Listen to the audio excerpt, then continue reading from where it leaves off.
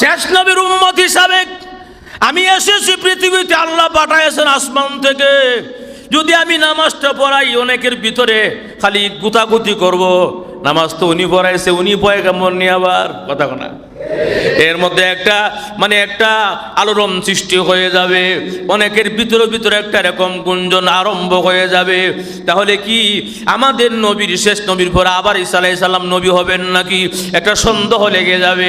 এই জন্য আমাদের নবী শেষ নবী, আমাদের পয়গাম্বর, শেষ পয়গাম্বর হযরত মুহাম্মদুর রাসূলুল্লাহ সাল্লাল্লাহু আলাইহি ওয়াসাল্লাম বলেন, আমি আনা খাতামুন নাবিয়্যিন লা নাবিয়্যা বাদি, আমি হলাম শেষ পয়গাম্বর, আমার পরে কোনো পয়গাম্বর আসবে না।